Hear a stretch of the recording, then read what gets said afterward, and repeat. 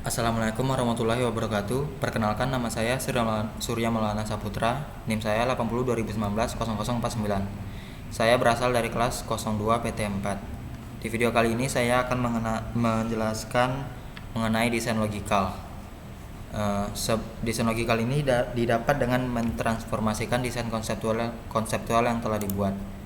Sebelumnya kita telah membuat desain konseptualnya seperti berikut. Terdapat 4 entitas, yaitu mahasiswa, kelas, dosen, dan mata kuliah, serta dengan relationship-nya. Nah, desain konseptual ini kita menambahkan aturan bisnis baru, yaitu sebuah program studi diketuai oleh seorang dosen, lalu proses belajar mengajar sebuah kelas dilakukan di dalam sebuah ruangan.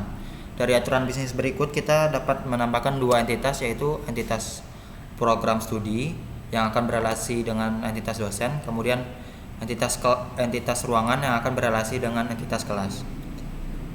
Desain konseptualnya setelah ditambahkan 2 entitas tersebut, maka akan menjadi seperti ini. Entitas ruangan akan berelasi dengan entitas kelas, di mana relasinya yaitu one to many.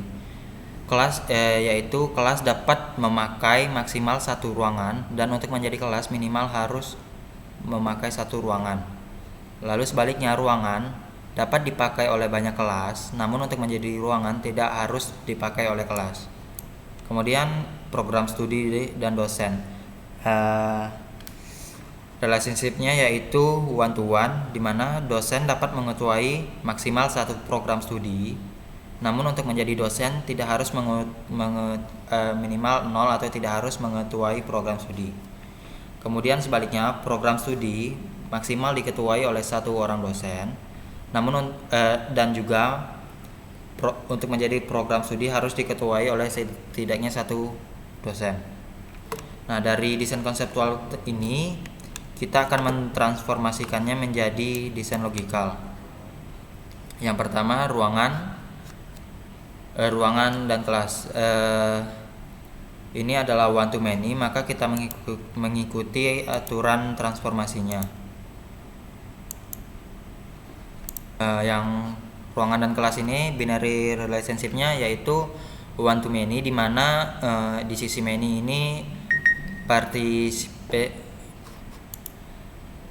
participation constraint-nya yaitu parsial atau 0. Maka aturan transformasi yang digunakan adalah ini.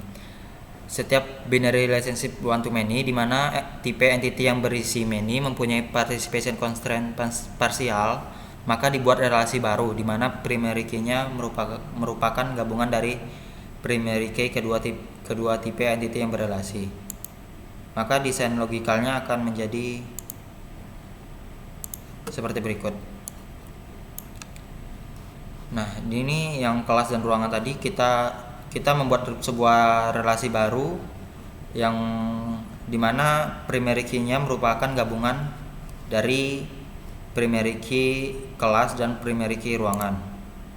Kemudian yang dosen dan program studi, binary relationship-nya yaitu one to one.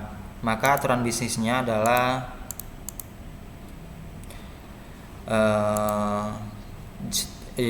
one to one, dan salah satu participation constraint-nya total. Kita lihat dulu yang ini. Nah, di sini participation constraint-nya itu total yang di sisi dosen, maka mengikuti aturan bisnis yang ini. Setiap binary relationship one to one dan salah satu participation constraint-nya total, maka primary key pada relasi yang participation constraint-nya parsial menjadi foreign key pada relasi yang lain.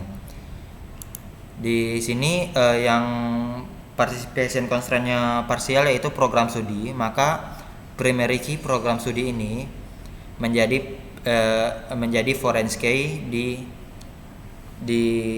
entitas dosen. Maka akan menjadi seperti ini.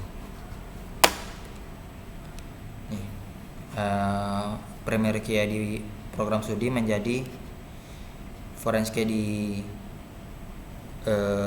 entitas dosen. Nah, secara lengkapnya desain konseptual yang tadi setelah ditransformasikan, desain konseptual yang ini setelah ditransformasikan maka akan menjadi seperti ini desain logikalnya.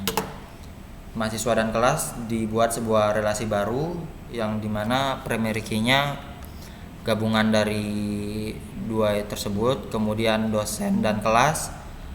Primary key dosen pindah ke kelas menjadi foreign key, kemudian kelas dan ruangan kedua dibuat sebuah relasi baru juga.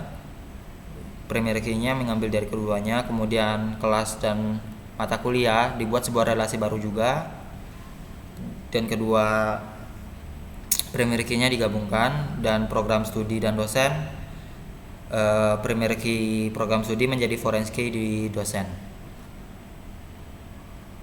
Ya, saya rasa sekian presentasi video saya.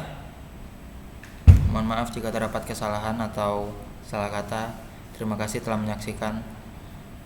Wassalamualaikum warahmatullahi wabarakatuh.